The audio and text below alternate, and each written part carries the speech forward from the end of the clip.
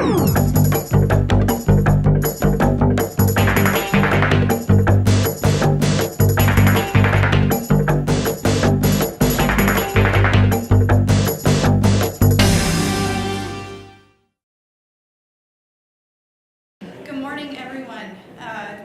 for attending our session. I just want to do a little bit of an introduction for the folks that are going to be in the panel and do a little bit of an overview of our topic.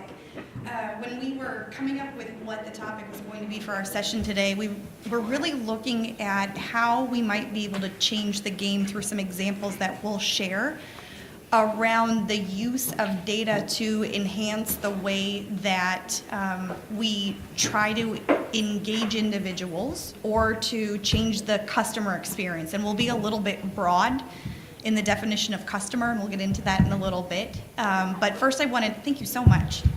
Wanted to just open up with a little bit of introductions. I'm Rachel Fry. I am local to our Sacramento office. I work for Deloitte, and I've been working with the state of California probably for the better part of the last 15 years, and have worked for the majority of that time in health and human services, but have also worked a little bit outside of health and human services, and most recently led our analytics practice for human services across Deloitte. Devin? Hi, I'm Devin Dharm. I'm also with Deloitte. I have been in the space of analytics for about 20 years, designing and implementing systems, analytical systems, all the way from simple descriptive diagnostic analytics to all the way through predictive and prescriptive analytics.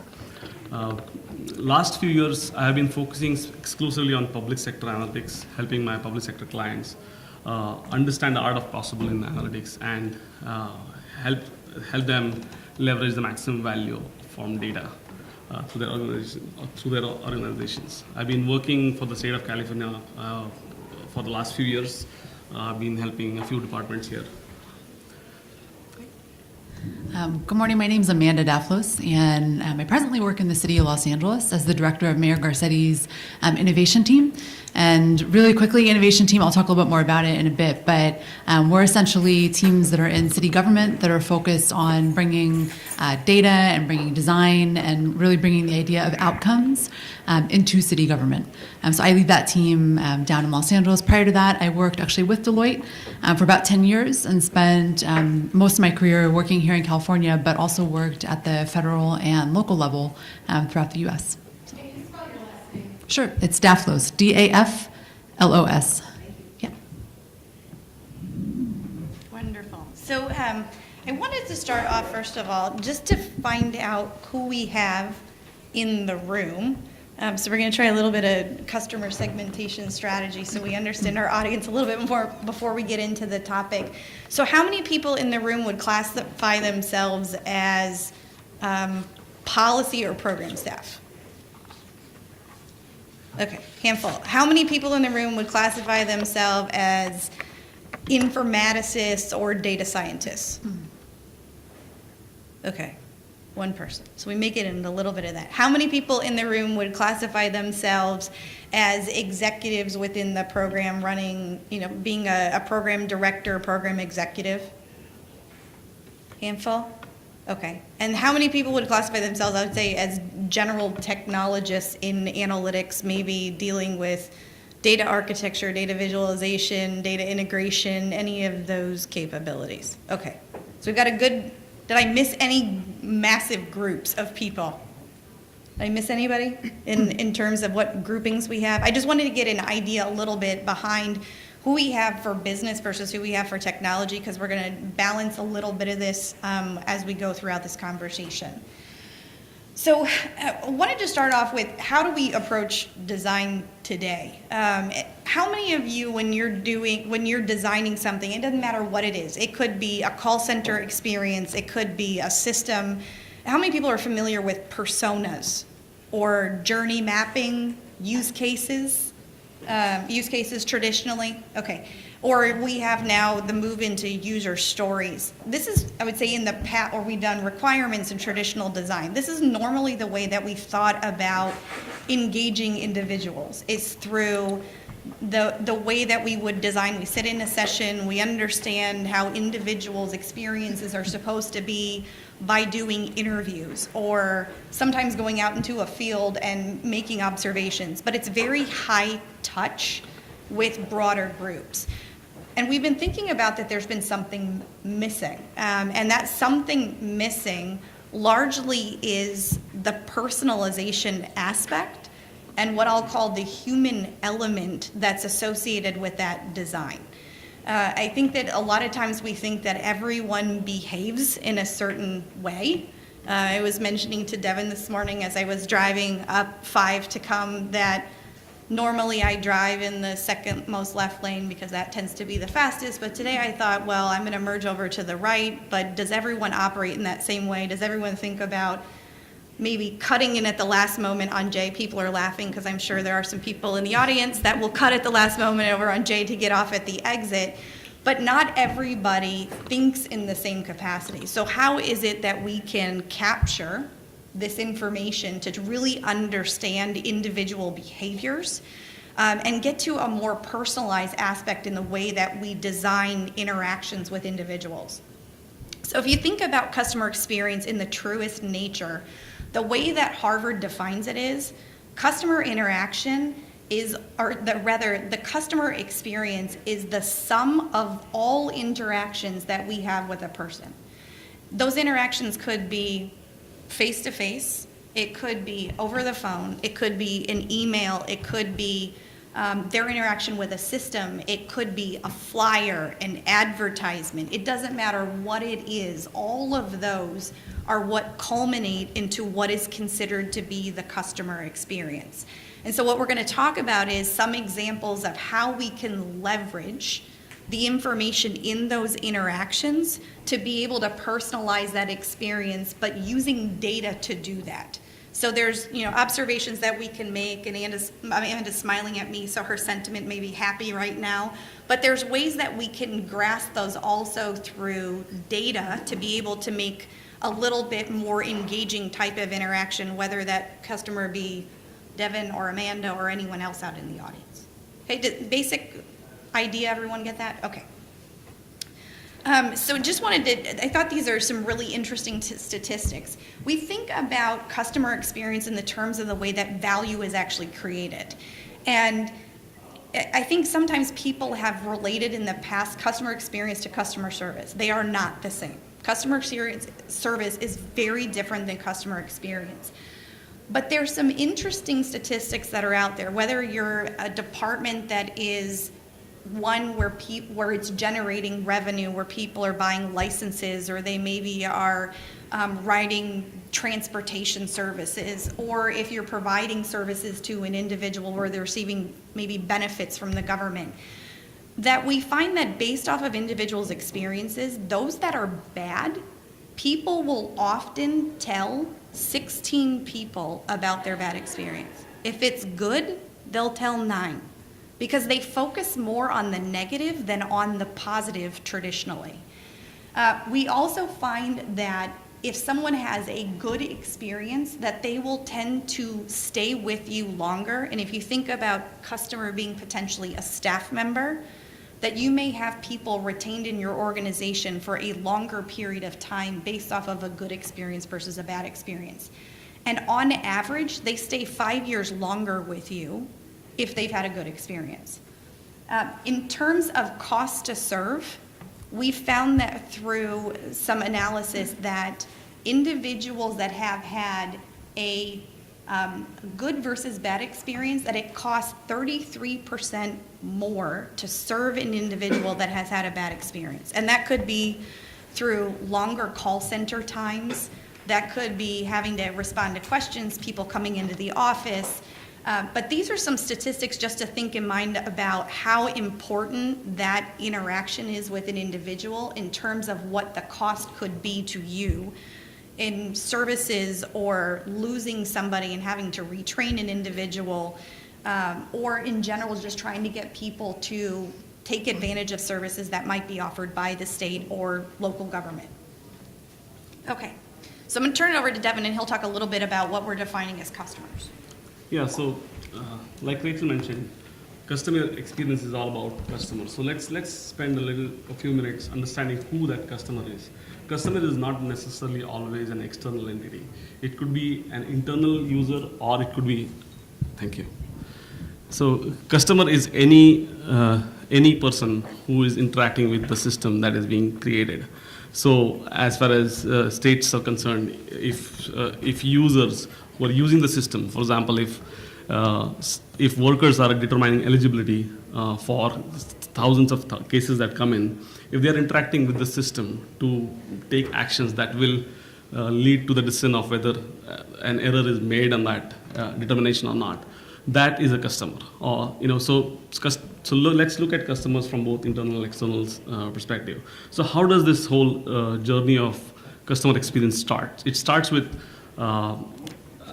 sparking an ambition of what is it that we are trying to achieve. Now, when we try to do that, we make sure that we cut across data, across the culture of the company and technologies. We take all these three aspects into consideration when we define what is the customer need that we are trying to cater for. We start gathering information about that customer that we are trying to serve. To Rachel's earlier point, that experience that a customer is going to have is through all of the interactions that a customer is going to have with the system. So we gather those insights, and then we come up with a strategy as to how can we maximize that experience that a customer is going to have. So this whole process is an iterative process. So once we have the inputs on how we can optimize or maximize the customer's experience, then we go through this cycle of developing a strategy, modeling that experience, planning and executing on that strategy. A most important part of the customer experience cycle is the plan and feedback, the measure and adapt piece, which I think Rachel talked about in the earlier slide. So whether it is a monetary goal that you're trying to achieve as a part of your customer experience project initiative, or whether it is goodwill that you're trying to achieve, whether you want more people to talk good about the services that we are providing, whatever it is has to be defined and upfront so that we can measure it and continue to improve on it. An important point to note that this definition of a baseline is extremely important to create, and it need not be rigid, because as you start developing that system and start interacting with your customers, you will learn more, you'll gain more insights, because, to her earlier point, we don't often understand human beings as much as we think we do. And we start learning about them when we design a thing in one way. There's a quote that most users know where they want to go once they go somewhere where they did not want to go. So that's what customer experience is all about, being able to continuously learn, measure, and adapt to the feedback that we receive. How many people use Uber, by any chance? Okay. So, are you frequent users of? Would you say you're frequent users of Uber? And the reason why you're frequent users of Uber is what? Yeah, you don't have to walk down the street to find a cab. Your pay preference is maybe saved. Now do you get your frequent location so it automatically knows where you frequently go? I like the ratings. You know what kind of driver you're getting, what kind Sure. of Yeah. Sure. So Uber had done a great job of personalizing their design based off of individual need. But when thinking about the customers, one of the things that they didn't necessarily do so well was thinking about their drivers.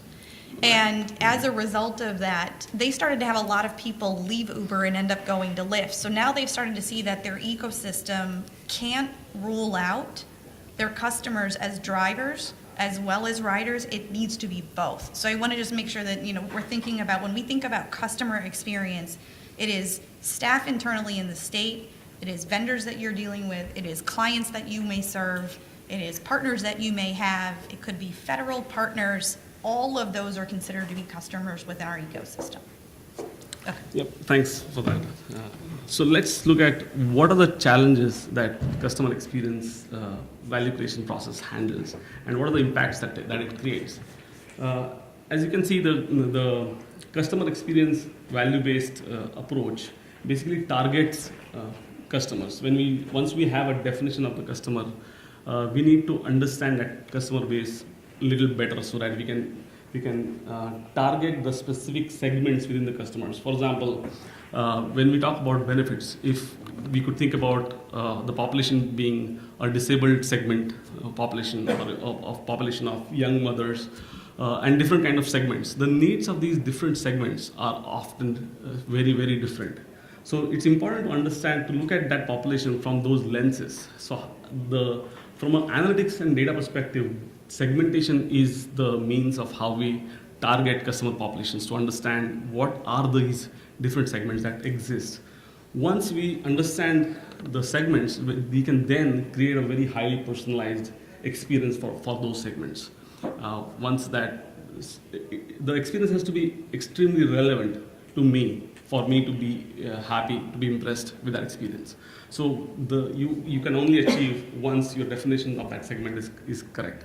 The second important point is you have to define a holistic customer value. When you think of holistic value, let's imagine you're flying through an airport. Where does value or customer experience begin? When you're flying through an airport, the customer experience doesn't begin when you get to your gate. It begins when I start from my house and realize, oh my God, 580 there's extreme traffic and I can probably not get to my airport on time. It begins when I enter the airport, when I see 16 different TSA lines. I am trying to decide which line is the best line for me to take. So all of those small things really matter. If I can save 5 extra minutes through that TSA line, maybe I can grab a coffee before I get on my flight. That matters big time when you're getting on a flight. So being able to understand what is that holistic value helps us in creating a design that will appropriately meet that customer's expectations. And last but not the least, I think I emphasized it on my previous slide also, a dynamic feedback loop is an extremely important element. So whatever actions we do, we need to keep learning as to how those actions are translating into real value. So being able to understand the customer sentiment continuously is a very important part of the whole customer experience journey. Yeah. So let's look at the value creation process. So we look at it from in 4 steps. First step is, maybe I'll use a case study here. So we did some work for Amtrak, and they wanted to work with us on the customer experience journey. So first step was creation of defining what is value for them. What are they trying to achieve? Are they trying to achieve just increasing in revenue, or are they trying to achieve more loyalty from their customers, or are they trying to achieve happiness of their customers, where their customers can talk good things about them on websites and forums and Twitters and Facebooks and so many social media. So once that value has been defined, the next step would be to know who drives that value. So this is where again segmentation comes in. For example, why do certain people not use Amtrak? Maybe because they stay in an area where it is difficult to get to Amtrak. Why should certain people use Amtrak? Maybe because they stay in a place where it's very difficult to drive to a workplace. And maybe that's the segment that needs to be targeted with more ad campaigns, with more promotions to attract them towards Amtrak. So these are the kind of things that were unearthed when we started working with them to understand what is it that drives value for the customer and how we can maximize